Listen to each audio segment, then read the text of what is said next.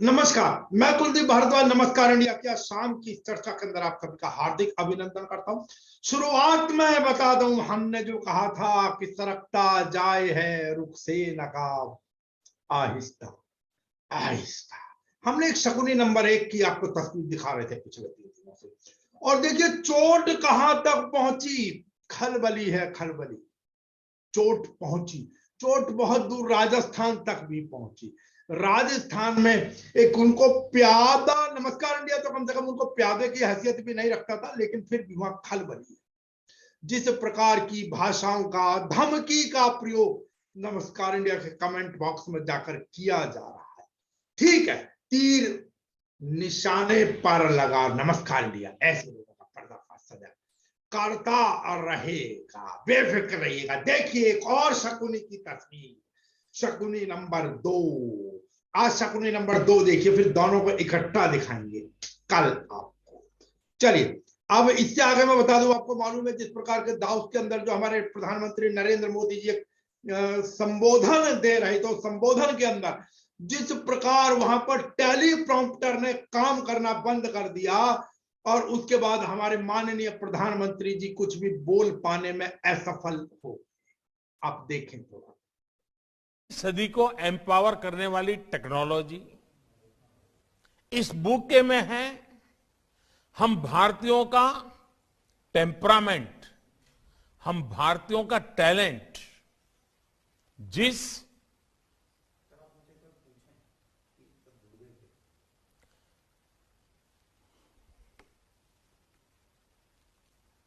Class अब ठीक से सुना रहा है। I hear you, Mr. President. और Mr. Prime Minister. और हमारा इंटरप्रेटर की आवाज भी पहुंच रही है सबको।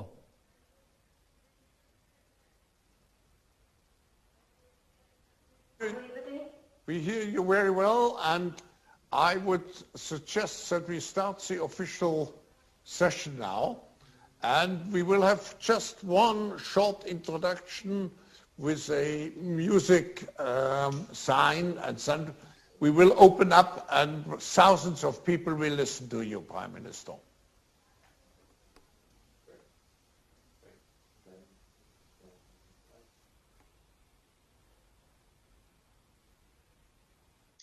और उसके बाद हालांकि, क्योंकि देखिए राजनीतिक गलियारे होते, राजनीतिक गलियारों के अंदर लोग फिर अपने अपने तरीके से कमेंट सब करने ही लगते हैं वहां पर। तो ये हालांकि हम फिर कहेंगे, अंतर्राष्ट्रीय स्तर पर हमारे प्रधानमंत्री की छवि को ठेस पहुंचे किसी प्रकार को, हम इस चीज का बिल्कुल भी समर्थन नहीं करते। हो सकता है किसी प्रकार की तकनीकी कमी रही हो सकता है कुछ भी रहा हो, लेकिन सवाल ये उठता है कि वहां पर हमारे प्रधानमंत्री जी अटक क्यों गए। सब देखिए, एक सबसे बड़ी चीज क्या होती है कि एक अंदर का एक सेल्फ कॉन्फिडेंस भी हुआ करता है। सेल्फ कॉन्फिडेंस के अंतर्गत अगर कहीं इस प्रकार की कोई तकनीकी खामी आ जाए तो हमें उसके अंदर लगातार बोलते रहना चाहिए या उस स्थिति को संभालना चाहिए, जिसको कि हमारे माननीय प्रधानमंत्री जी नहीं संभाल पाए।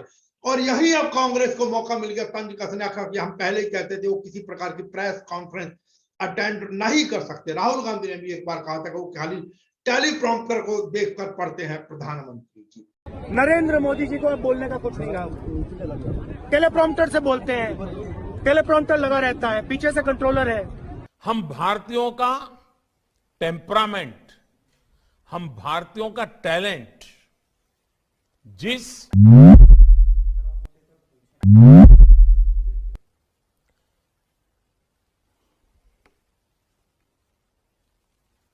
क्लास अब ठीक से सुना रहा है।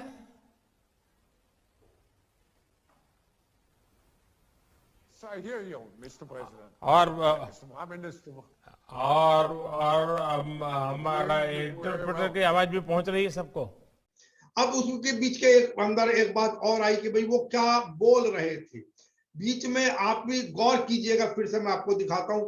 कुछ समझ नहीं पाए या समझा नहीं पाए कि वो क्या कहना चाह रहे थे। एक शब्द, अजीब सा शब्द एक आ रहा था, जिसको कम से कम मैंने भी कई बार सुनने का प्रयास किया। क्लाउड्स ऑफ सिसरस करके कुछ बोल रहे थे। क्लास अब ठीक से सुना रहा है। आप समझ सकते हैं तो समझिए, एक बार फिर से देखिए। क्लास अब ठीक से सुना रहा है। और हम बता दें, जैसा कि हमने कहा था, नमस्कार इंडिया के लंबे अरसे के बाद वापस अपने चर्चाओं के दौर के अंदर जुड़ रहा है। और उन चर्चाओं में आज हमारे साथ फिर से जो वेटरन एसोसिएशन के राष्ट्रीय प्रवक्ता और किसान आंदोलन में दिल्ली के गाजीपुर सीमा से अपनी लगातार सेवाएं देते रहे हरविंदर सिंह राणा जी आज हमारे साथ फिर जुड़े हैं, एक लंबे अरसे के बाद हमारी पहली चर्चा के अंदर। हरविंदर सिंह राणा साहब, आपका हार्दिक अभिनंदन। हालांकि हरविंदर सिंह राणा साहब का स्वास्थ्य आज बिल्कुल भी ठीक नहीं है, मुझे मालूम है, लेकिन फिर भी नमस्कार इंडिया के अनुरोध पर हरविंदर सिंह राणा साहब हमारे साथ जुड़े, आपका बहुत बहुत अभिनंदन। राणा साहब, मैं आप ही से सबसे पहले पूछूं, आपको मेरी आवाज मिल रही है राणा साहब? जी प्लीज। राणा साहब, बहुत बहुत धन्यवाद आपका, बहुत बहुत शुक्रिया और आभार कि आप अपना स्वास्थ्य खराब होने के बावजूद भी हमारे साथ जुड़ने के लिए तैयार हुए। राणा साहब, कुल मिलाकर अब तो बात है कि किसान आंदोलन तो समाप्त, तो अब इस किसान आंदोलन के बाद क्या कर रहे हैं किसान, आप जैसे लोग? नमस्कार कुलदीप जी। जी नमस्कार। कुलदीप जी, किसान आंदोलन के बाद सरकार ने जो वादे किए थे किसानों से, जी तो किसान उसी पे एतबार किए हुए बैठे थे। जी लेकिन एक भी वादा सरकार की तरफ से पूरा नहीं हुआ। जी। और जैसा कि आप देख रहे होंगे, मीडिया के माध्यम से सुनाई दे रहा है कि ज्यादातर जो जत्थेबंदियां थी, कुछ पार्टी बना के चुनाव में उतरे हुए, जी क्योंकि जी उनको लगा कहीं ना कहीं उनको भी लगा कि सड़कों पे बैठ के देख लिया, 13 महीने बैठ के देख लिया, इतनी शहादतें देख के देख ली, और फिर भी सरकार अपनी बातों से, अपने वादों से मुकर रही है, तो फिर कहीं ना कहीं सत्ता में ही अगर सारी चीजों का समाधान है तो फिर सत्ता का रास्ता ही अपनाया जाए। जी तो उनके जो उनका निर्णय है उसका भी मैं स्वागत करता हूँ। जी हर व्यक्ति को अधिकार है जी चुनाव लड़ने का, जी वो शौक से चुनाव लड़े। लेकिन सरकार ने एमएसपी की जो कमेटी गठित करने की बात की थी, मुकदमे वापस करने की बात की, जो आंदोलन में जिन किसानों की शहादत हुई है उनको जो मुआवजा देने की बात की थी, कहीं भी किसी भी एक बात पे सरकार खरी नहीं उतरी है। तो क्या सरकार का मकसद, देश के प्रधानमंत्री का मकसद सिर्फ आंदोलन को समाप्त कराना था? जी 2022 तक किसानों की आय दोगुनी करने का जो वादा किया था, कहाँ है वो वादा? कहाँ हुई किसानों की आय दोगुनी? तो ये चीजें सोचनी होंगी कि आप सिर्फ जब चुनाव आया तो आप बिजली के बिल हाफ, बिजली के बिल माफ, ये चर्चाएं चल रही हैं। 5 तो साल राणा से साहब, आप कुल सत्ता में मिलाकर मैं आपको बीच में रोकूंगा, हालांकि राणा साहब आपका शायद नेटवर्क प्रॉपर नहीं है, लेकिन फिर भी मैं ये जानना चाहूंगा, तो इसका अर्थ ये हुआ कि किसानों की जो जत्थेबंदियां हैं वो अब इस आंदोलन को समाप्त करके कहीं पछता रही है, कुछ पछतावा महसूस हो रहा है क्या? जैसा कि आपने कहा कि सरकार ने अपने वादे पूरे नहीं किए। जी देखिए, जब विश्वासघात होता है, बार बार विश्वासघात होता है किसी के भी साथ, तो पछतावा तो उसको जरूर होता है। जी लेकिन कहीं ना कहीं सारी परिस्थितियों को देखते हुए समाज का प्रेशर भी था, सरकारों का प्रेशर भी था, जी और कहीं ना कहीं सब ये बोल रहे थे कि भाई जो आपकी मुख्य मांग थी वो मान ली गई है। सरकार ने भी आश्वस्त किया कि भाई जो बाकी चीजें हैं उनके लिए कमेटी गठित हो जाएगी, उनका भी समाधान हो जाएगा। लेकिन फिर से एक बार फिर से विश्वासघात किया। तो ये कितनी बार विश्वासघात होता रहेगा किसान के साथ? क्या हर बार वो ठगा जाता रहेगा? जी ये एक बड़ा सवाल है। जी और आज कुछ लोग उस चीज को भूल के बस चुनाव में लगे हुए। आप देख ही रहे होंगे कि पाला बदलने में जरा सी देर नहीं लग रही, कोई उधर चला जा रहा है कूद के, कोई उधर चला जा रहा है। अरे अगर आप इतने ही किसान हितैषी थे तो 714 किसानों की शहादत हो गई, 13 महीने किसान आंदोलन चला, आपको तब याद नहीं आई किसान? तब आपने एक भी विधायक ने इस्तीफा दिया? एक भी विधायक ने, जो सत्ता में आज बैठे हुए, उन्होंने ये नहीं बोला वहां कि भाई किसानों की बात सुनो, किसानों की आप क्यों नहीं सुन रहे? आज आप किसान हितैषी बन के गाँव गाँव घूम रहे हो वोट मांगते हुए। तो ये चीजें बड़ा अफसोस पैदा करती हैं। इतना संघर्ष करने के बाद जो किसान अपनी जान से अच्छा, हाथ एक धो बात बैठे। बताइए, एक बात बताइए राणा साहब, उस समय पर भी मैं आप लोगों से पूछा करता था कि क्या कहीं भारतीय जनता पार्टी ने किसानों की एकता के अंदर कोई सेंध लगा रखी थी, या सेंध में कामयाब हुई? अभी लेटेस्ट जैसा कि संजीव बालियान और नरेश टिकैत की मुलाकात को लेकर कयास लगाए जा रहे हैं। हालांकि बात अलग है कि राकेश टिकैत जी ने उसके अंदर सफाई दे दी, नहीं हम तो शुभकामना सबको ही देंगे जो भी हमसे मिलने आएगा, लेकिन कहीं ना कहीं कुछ नरम रुख माना जा रहा है भारतीय जनता पार्टी के प्रति, कम से कम राकेश टिकैत और उनके संगठन को। देखिए सर, जहां तक मैं इसको समझता हूँ वो उनका व्यक्तिगत मामला है, क्योंकि अगर कोई किसी के घर पे मिलने आता है तो इनकार तो नहीं किया जा सकता, मिलना तो पड़ेगा ही नैतिकता के आधार पे। लेकिन जो चीजें होनी चाहिए थी वो चीजें नहीं हुई, और किसानों के मुद्दे अब कहीं ना कहीं किसान नेता भी उतनी मजबूती से नहीं उठा पा रहे हैं जितनी मजबूती से वो पहले उठा पा रहे हैं। देखिए यही कहीं मैं आपको फिर रोक रहा हूँ राणा साहब, कहीं ना कहीं इसके अंदर असंतोष है। आंदोलन बेशक समाप्त कर दिया, लेकिन कहीं ना कहीं असंतोष है। और वही पंजाब में तो आप बड़े सारे कैंडिडेट अनाउंस भी कर चुका, जो संयुक्त किसान मोर्चा से संबंधित जो एक राजनीतिक संगठन बना है उसमें राज्यपाल तक भी चुनाव लड़ रहे हैं। तो इसका मतलब अब आप लोगों को रास्ता वही अन्ना आंदोलन वाला, केजरीवाल वाला रास्ता कि भाई कहीं ना कहीं राजनीति में उतरना पड़ेगा। लगता है कि अब किसानों को भी राजनीति में उतरना पड़ेगा, ऐसा किसान मानने लगे हैं राणा साहब। जी बिल्कुल कुलदीप जी, क्योंकि देश में आज राजनीति का स्तर इतना गिर चुका है कि इससे कोई भी अछूता नहीं रहा। आप आज के नौजवान को देख लीजिए जो सोशल मीडिया पे लगा हुआ है, तो कोई लेना देना नहीं है, और पार्टियों के पास अपने आईटी सेल हैं, टीवी चैनल उनका प्रचार करने में लगे हुए हैं, प्रिंट मीडिया है, इलेक्ट्रॉनिक मीडिया है, लेकिन फिर भी वो युवा लगा हुआ है उसका प्रचार करने, क्योंकि उसको मिसगाइड कर दिया गया है। वो मिसगाइड होकर वो प्रचार करने में लगा हुआ है।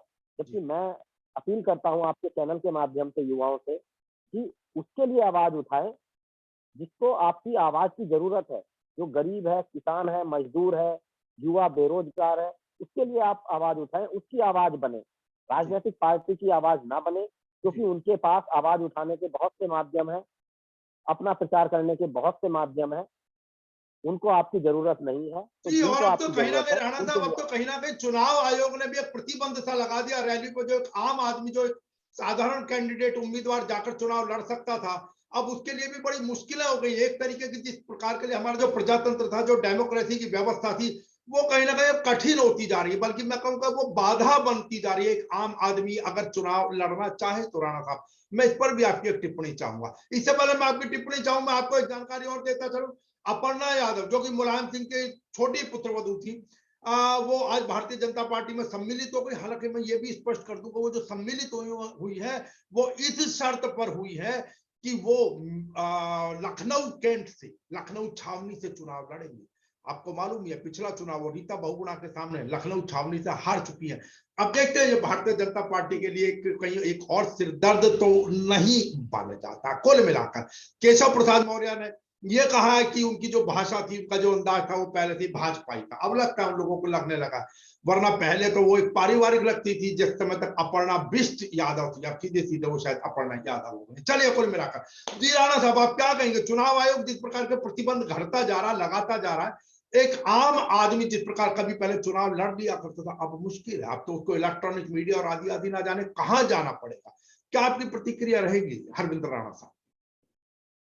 सर, मैं बड़े अफसोस के साथ कहना चाहूंगा कि एक आम आदमी आज चुनाव के बारे में सोच भी नहीं सकता। जी, विधानसभा चुनाव तो बहुत बड़ी बात है, आप एक ग्राम प्रधान का चुनाव देख लीजिए, जी, वहां भी जिसके पास पैसा है वही चुनाव में खड़ा हो सकता है।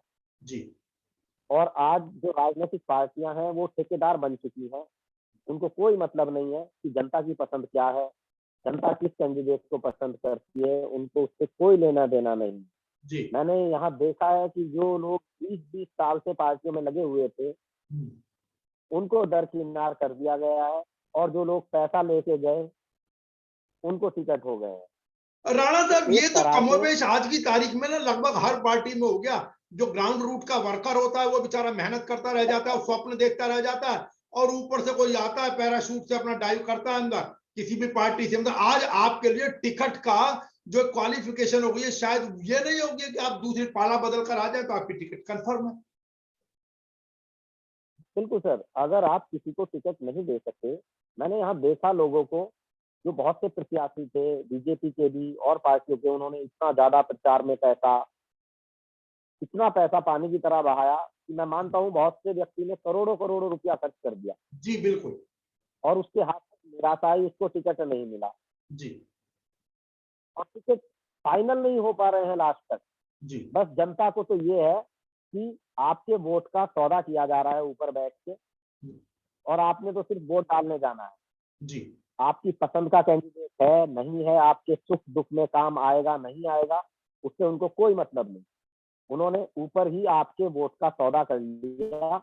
तो मैं तो ये मांग करूंगा जनता से कि आप भी बदलाव लाएं, अच्छे कैंडिडेट को, आजाद कैंडिडेट को जिताना शुरू करें, और तभी एक बदलाव आएगा। राजनीतिक पार्टियां भी सोचने पे मजबूर हो जाएंगी कि हाँ अच्छे व्यक्ति राणा को साहब, टिकट दिया आपकी जाए। बात बिल्कुल जायज है, लेकिन कई बार क्या होता है कि पब्लिक जिस उम्मीद से किसी इंडिपेंडेंट या स्वतंत्र उम्मीदवार को जिताती है, वो बाद में जाकर ऐसी किसी दल से समझौता कर लेता है जिसके विरोध में वोट दिया होता है। ये भी एक बड़ी अजीबोगरीब सी स्थिति होगी। आखिरकार जितने इंडिपेंडेंट उम्मीदवार होते हैं, लोगों की सरकारें बनाने और बिगाड़ने के काम आते हैं। क्या कहेंगे आप? पर आज तो जो राजनीतिक पार्टियों में उम्मीदवार बैठे हुए हैं, उनका भी कोई भरोसा नहीं। जी जीतने के बाद अगर उनको लगेगा कि मेरा वोट से सरकार बन सकती है, तो वो जरा सा भी परहेज नहीं करेंगे, तुरंत पाला बदल देंगे। जी जी तो इस चीज का तो कोई गारंटी आज नहीं गई।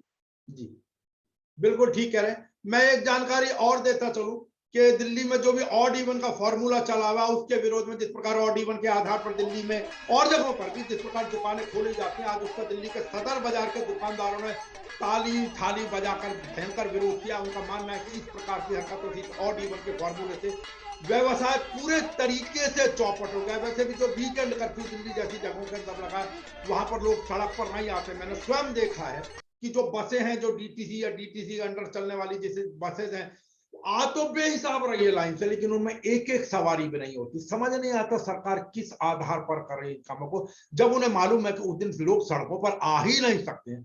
आपने प्रतिबंध लगा दिया, तो बेवजह इतनी बसों को सड़कों के ऊपर दौड़ाने का कोई लाभ या कोई तुकबंदी या कोई समझदारी तो कम से कम नजर नहीं आती। ये आप देख रहे हैं हमारे साथ। नमस्कार इंडिया की आज की एक लंबे समय के बाद की जा रही चर्चा के अंदर वेटरन एसोसिएशन के राष्ट्रीय प्रवक्ता हरविंदर सिंह राणा जी हमारे साथ जुड़े, और मैं फिर उनका आभार व्यक्त करूंगा कि खांसी एक बीमार, उनका हालांकि स्वास्थ्य बिल्कुल ठीक नहीं, लेकिन बावजूद उसके वो हमारे साथ जुड़े।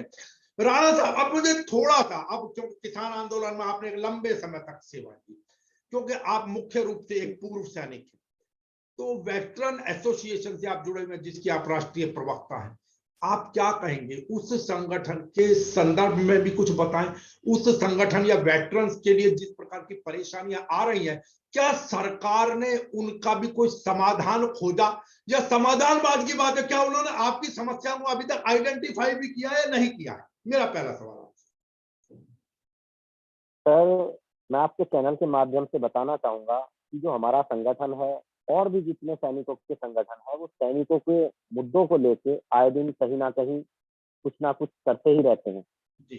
लेकिन सैनिकों की समस्याओं का समाधान फिर भी नहीं हुआ जी। हर राजनीतिक पार्टी ने अपना एक सैनिक प्रकोष्ठ बनाया हुआ है। जी जी उन जी सैनिक प्रकोष्ठों में भी हमारे सैनिक बैठे हुए हैं जी। लेकिन मैं एक बात कहना चाहूंगा कि किसी भी राजनीतिक पार्टी ने जी एक भी सैनिक को टिकट नहीं दिया। जी। इवन मैं यहाँ तक कहना चाहूंगा कि संयुक्त किसान मोर्चा, जिसके साथ सैनिक कंधे से कंधा मिला के दिल्ली बॉर्डर पे बैठा रहा, जी। उस संयुक्त किसान मोर्चा की जो पार्टी पंजाब में बनी है, उसने भी एक भी सैनिक को, एक भी अपने फौजी को टिकट नहीं दिया। तो कहीं ना कहीं वो भी उसी विचारधारा में शामिल हो गए। जी। हमने ये रखा था वहां कि जो पंजाब से जिन सैनिकों ने संघर्ष किया है, जो हमारी टीम का हिस्सा थे, जो वहां आए थे, उनमें से कुछ लोग चाहते थे कि चुनाव में उतरा जाए, तो उनके नाम हमने आगे भेजे थे, लेकिन कोई सिलेक्शन नहीं हुआ किसी का, किसी को कोई टिकट नहीं दी गई। तो इस प्रकार की, मैं तो एक तरीके से कहूँ, नाइंसाफी, मतलब आपको जब आवश्यकता पड़े वहां तक तो सैनिक सैनिक, फौजी भाई हमारा फौजी भाई, और जब अपना मतलब निकल जाए तो फौजी भाई का मतलब कोई ध्यान भी नहीं देना का फौजी भाई।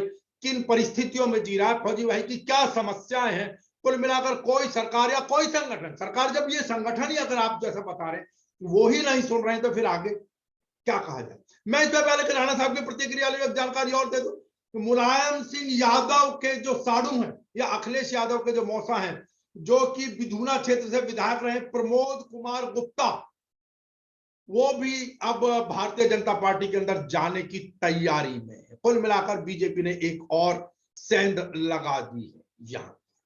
अब देखते हैं आगे आगे क्या होता है। जी राणा साहब, आपकी प्रतिक्रिया। सर, अब हम यही सोच लेके चल रहे हैं। मैं आपके चैनल के माध्यम से जितने भी सैनिक प्रकोष्ठों में जो पद लिए हुए हमारे सैनिक भाई बैठे हैं, मैं उनसे विनती करना चाहूंगा आपके चैनल के माध्यम से कि एक मंच पे आए, इनके सैनिक प्रकोष्ठों को छोड़ के एक मंच पे आए, अपना एक मोर्चा तैयार करें पूरे देश में, और उसके बाद आप अपनी बात रखें। तो शायद जब आप इतनी मजबूती के साथ अपनी बात रखेंगे तो जरूर समाधान होगा। तो कुल मिलाकर अब आप लोगों की नजर वही किसान आंदोलन स्टाइल में, इसके अंदर आगे आने वाले समय में कहीं ना कहीं अब किसान आंदोलन के बाद हम अब पूर्व सैनिकों का भी कोई आंदोलन देख सकते हैं यदि उनकी समस्याओं पर गौर नहीं किया गया। राणा साहब, बिल्कुल बिल्कुल जी, आप मेरी बात पूरी तरह समझ गए हैं।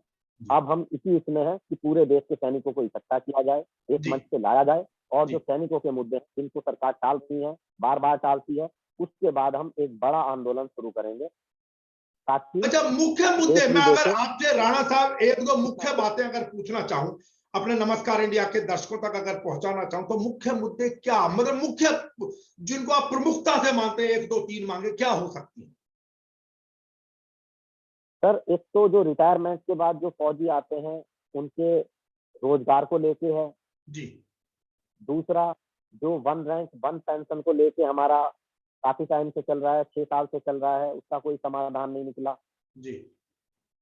जो फौज में रहते हुए सैनिकों का जो शोषण होता है, जो सहायक प्रथा है वहां पे, जो 1825 का ब्रिटिश कानून है, जो पुराने ब्रिटिश कानून आज भी हम पे लागू हैं, चले आ रहे हैं, उनमें कोई संशोधन नहीं हुआ, कोई सुधार नहीं हुआ। तो ये सारी चीजें हैं और बहुत सारे मुद्दे ऐसे हैं जो मैं, लेकिन राणा साहब, जनरल वीके सिंह जैसे लोग तो यहाँ पर मंत्री बने हुए, क्या उनको नहीं लगता कि फौजियों की कोई समस्याएं हो सकती हैं या उनकी ओर भी ध्यान आकर्षित करना चाहिए, या वो भी सब वही राजनीति में जाने के बाद सब भूल जाते हैं, केवल और केवल प्योर राजनीतिज्ञ हो जाते हैं? सर, अगर आप देखेंगे इस राजनीतिक पार्टी में जाने के बाद जी एक व्यक्ति विशेष का कोई वजूद नहीं रह जाता जी। उसको पार्टी की विचारधारा के हिसाब से ही चलना होगा, और अगर नहीं चलेंगे तो बाहर का रास्ता दिखा दिया जाएगा जी। तो आप अगर अपना कुछ लेके चलोगे जी, अपनी सोच को लेके चलोगे, अपने आप को संगठित करके चलोगे, तभी आपके मुद्दों का समाधान हो सकता है। अदरवाइज आप किसी भी पार्टी में चले जाओ, वहां सिर्फ आप एक विधायक, एक मंत्री तो बन सकते हैं, उससे ज्यादा आप कुछ नहीं बन सकते, ना कुछ कर सकते हैं अपने सैनिकों के लिए। तो अब कुल मिलाकर आप इस बात का वैसे समर्थन करते हैं जिस प्रकार आपके संयुक्त किसान मोर्चा के लोगों को चुनाव में उतारा जा रहा है, पंजाब में कम से कम, आपका मैं एक व्यक्तिगत राय आपकी जानना चाह रहा हूं, आपको क्या लगता है कि ऐसा होना चाहिए, यही एक रास्ता बचता है? संघर्ष का रास्ता उन्होंने अपना के देख लिया जी। इतने समय वहां बैठे रहे जी।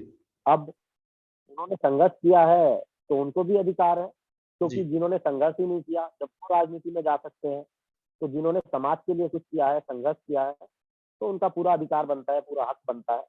लेकिन कहीं ना कहीं फिर मैं वही दोहराना चाहूंगा कि जिस सोच को लेके आप जा रहे हो, जो संघर्ष आपने किया है, उसको अगर आप लेके चलोगे तो ही सक्सेस होगे, और अगर आप अपने आप को परिवर्तित कर लोगे, उस मेन रूट से डाइवर्ट कर लोगे, सिर्फ राजनीति में लग जाओगे, तो आपकी भी हालत वही होगी जो बाकी राजनीतिक पार्टी। ठीक है राणा साहब, कुल मिलाकर क्योंकि मुझे मालूम है आपका स्वास्थ्य बिल्कुल ठीक नहीं है, मैंने शायद जितना समय आपसे मांगा था उससे ज्यादा समय आपने मुझे दिया। आज की इस चर्चा को यहीं विराम देते हुए आपको फिर जानकारी दे दूं, जो पहले दौर के प्रचार के लिए भारतीय जनता पार्टी के जो स्टार प्रचारक है उसमें अजय मिश्रा टैनी और वरुण गांधी का नाम उस लिस्ट के अंदर नहीं है। अब राजनीति है, देखते हैं आगे आगे क्या होता है। तो हमारे साथ जुड़ने के लिए हरविंदर सिंह राणा साहब आपका बहुत बहुत धन्यवाद। ईश्वर से प्रार्थना कि आप बहुत शीघ्र स्वस्थ हो, ताकि आप एक विस्तार से चर्चा, सैनिकों की समस्याओं को लेकर भी चर्चा, विस्तार पूर्वक चर्चा आपके साथ किया। हालांकि हम चाहते थे कि भाई आप किसान इस आंदोलन के बाद कौन कौन कहां कहां क्या क्या कर रहा है, हम और विस्तार से इस पर चर्चा करेंगे, लेकिन जब आपका स्वास्थ्य ठीक हो जाएगा तब आपके साथ और अन्य जो भी सेवा देते रहे उन लोगों। आज की चर्चा में जुड़ने के लिए मैं कुलदीप भारद्वाज हरविंदर सिंह राणा जी का भी बहुत बहुत धन्यवाद व्यक्त करती हूँ और फिर बता दूं कि साहब ये नमस्कार इंडिया है, हम इन शकुनियों को कहीं छुपने नहीं देंगे। एक बार देखो, 1000 बार देखो, कहते हैं ना ये देखने की चीज है साहब। नमस्कार इंडिया वो चीजें खोद कर लाता है जहां से दूर से बैठे बैठे लोगों को, जिसको कहा जाता है दस्त लगने शुरू हो जाता है, और उसका परिचय मैं कार्यक्रम की शुरुआत के अंदर आपको देता हूं। चलिए फिर अब चर्चा पर कल आपसे फिर से मुलाकात होगी, तब तक के लिए बाहर निकले तो मास्क को ऊपर से और नीचे तक लगा।